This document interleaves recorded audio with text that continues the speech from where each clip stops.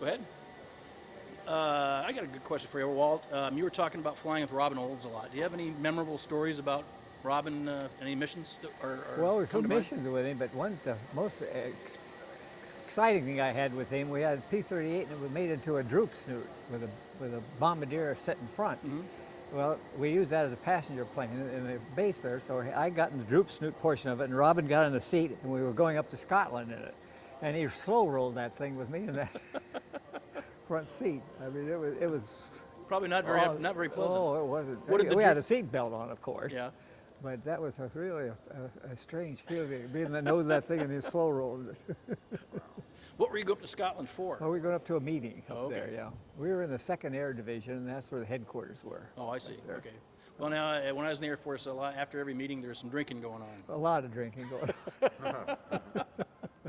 Some things never changed. Well, the surprising thing sometimes, we always knew the next day we were going to be on a mission. So that night before, we'd partake in adult beverages. And then sometimes you'd be surprised when the intelligence officer would come, wake you up at 4 o'clock in the morning and you're hungover. And all he'd say, you're flying, it's got 2 wings and a motor, so get out there. Put the oxygen on, that'll sober you up. Yeah. And it did. Yep. You mentioned Hub Zemke, and you were on the mission that he was shot down. He was not shot down. I mean, shot down, excuse me, when he was lost. I'm sorry, that was my The mistake. Germans never fired a shot, and they got 4 of us that day. Yeah. This was the bad weather, the storm. Bad weather, yeah. Yeah, that was a tragic loss. Would you want to tell these guys about the mission, maybe? You're there when I was talking Oh, to yeah. the gentleman? It was on, Zemke was brought to our squadron and we lost our colonel. Colonel Riddle went down. And so they brought in Hub Zemke from the 56th Fighter Group. And he'd been in Europe he was on his way to go home, and this is going to be his last mission. And we were over Berlin, between Berlin and Hanover, and in P-51s like these. And we got into this terrible updrafts. And I'd watched my altimeter unwind and speed building up to 400 miles an hour, so I knew I was going straight down. My cords were hanging in my face. My tanks rolled off into my wings. And that's the last I saw of Zemke and my other 3 guys there. Yep. Zemke wound up as a prisoner of war. His wing came off, and he just kissed it off and bailed out. The colonel behind us was killed, and my wingman went down. And I arranged to get back and got back to England. So you're out of the 4 ship, you were the only one that came back? 2 of us got back. Okay. But there's 4 ships. There's 4 here and 4 here. And of the 8 planes, 4 of them went down. Wow. There. Yeah. That's a heck of a storm. And the Germans never fired a shot. Yeah, not a good day. I mentioned Zemke because, of course, he was considered one of the greatest leaders of the 8th Air Force and the U.S. Air Force, too, so I mentioned him. And Robin Olds, who we mentioned, actually went on and nicknamed his unit in Vietnam the Wolfpack after It Zemke's. was Zemke's Wolfpack, Yep. and then he named it, Yeah, so I mentioned that. Yeah. I guess I've already asked you before. You kind of share the same opinion. Do you have a favorite between the Mustang and the P-38? Well, the Mustang was better for escort work and getting dogfighting with the Germans. Or the P-38, you couldn't really compete with the German. If it got into a dive, you couldn't follow him down. Right. And so with the Mustang, you could. Yeah. There. Did you ever get into compressibility yourself? Did you ever? In the P-38, I'd get to 450, and I'd feel the tail wiggling, and I'd just pull back. And still stop wiggling. Yeah, that makes you more tentative in a combat situation. Yeah. So that would be hard to dive after Germans when you got that going on. But we had on the P-38, whether they had it today or not, we had 20 seconds of emergency power. That you could put those to the firewall, and you could do it for 20 seconds. And then you'd burn the engines up. Yeah. But if you got a German on your tail, that could get you out of the way. Right. We don't. That was war emergency power. We don't use that because we like our engines. They're very expensive, so we don't do war emergency power. Which, not a good thing. Now, at the Reno air races, they're pulling up to 130 inches of manifold pressure. Wow. And they run at 3,400 RPM. Mustangs do. And they've got them now, fluids and spray bars that spray over the radiators to keep the engine cool, and they go 10 laps at 130 inches. So it's pretty impressive what this little engine can do. Yeah. Well, in the P-38, it was coolant. The engine was cooled by coolant. Right. And a piece of flak hit my coolant line on my right engine, and that killed the engine right there. Yep. Yeah. And for the microphone people, that's the B-25 starting up, so doing a maintenance run. So apologize for that. I got a question. When I flew F-16s, it was very formalized, the training program in air-to-air, and we went up and actually trained. How did you train, like when you're first flying the airplanes, how did you train for air combat? Was it just lectures, or did you go up and rat race? Or? In advanced flying school, we flew T-6s, and about the last 15 hours, they gave us some ground gunnery practice down in Ajo, Arizona. Right. There. And then we went into the P-39s, and then we got some aerial combat where we fired at a sleeve being towed. And that was basically our aerial training, was firing at a sleeve, where the sleeve pilot would hope that you didn't hit him. Yeah. And we'd have the bullets were colored so we could score if you hit. Right. There. Did you ever talk tactics about how the Germans are doing it, or how to fight the? Oh, you bet. All the time. And the best time when the Germans got their jets, the best thing we were told to do is just turn into them, because you're not going to outrun them. Right. There. And they'll run out of fuel. Mm-hmm. And so we didn't run until the jets till December of 1944 there. Yeah. But we didn't have it over there.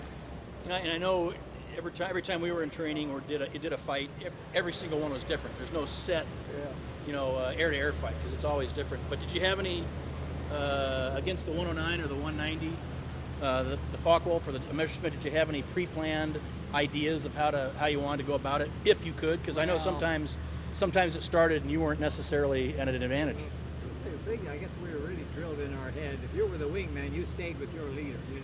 You never departed from him. No matter what he was doing, you stay with him, because you're protecting him there. And so that was probably drilled into us the most. Mm-hmm. And the only 109 that I shot down, it wasn't any skill on my part. He just got in front of me and I happened to pull the trigger. It got hit.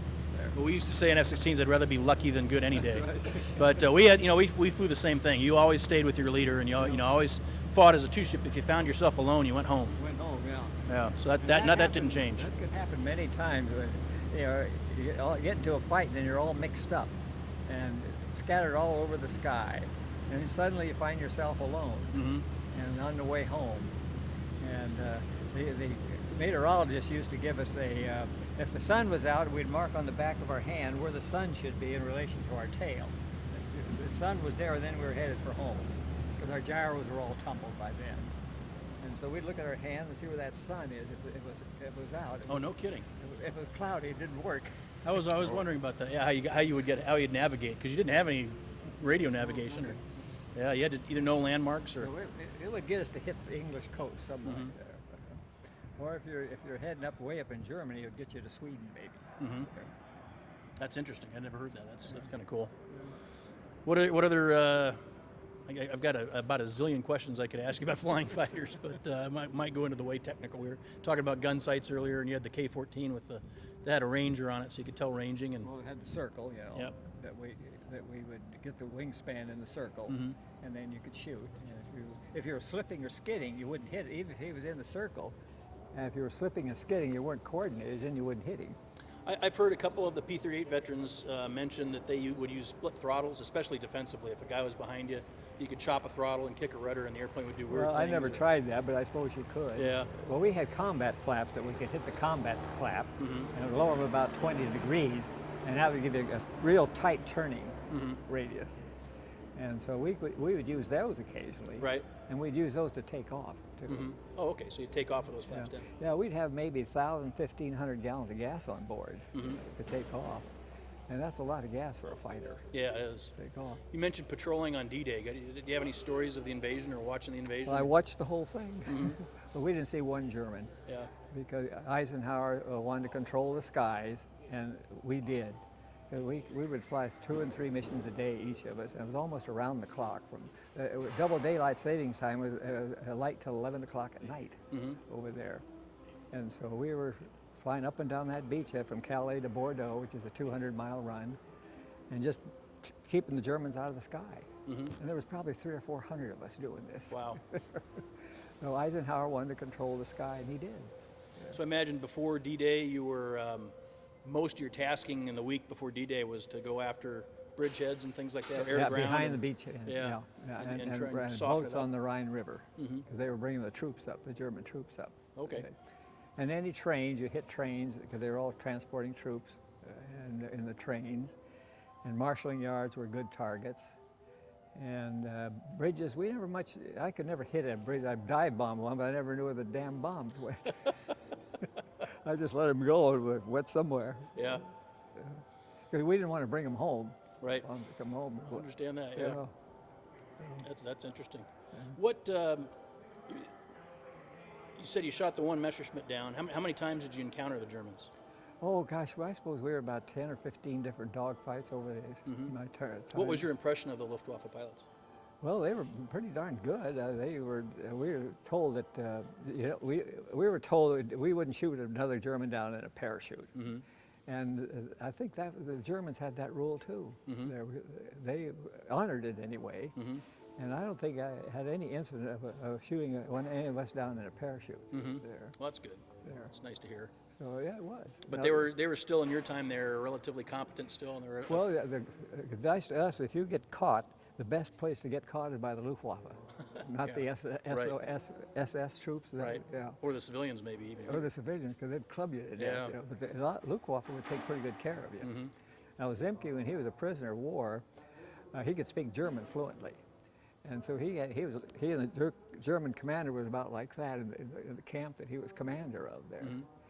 And when the Russians were coming, why a lot of the Germans surrendered to him there.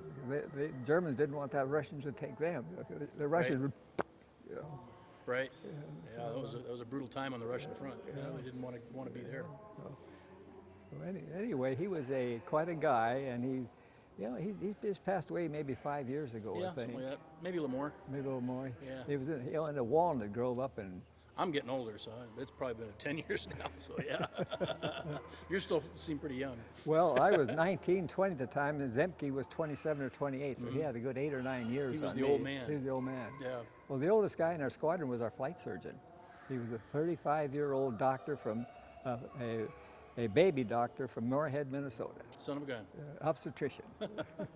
And he took care of us all. Oh, terrific. You know. How was the chow? Chow was good when you could get fresh eggs and Yeah. milk, and most of the stuff was powdered though. Right. Yeah.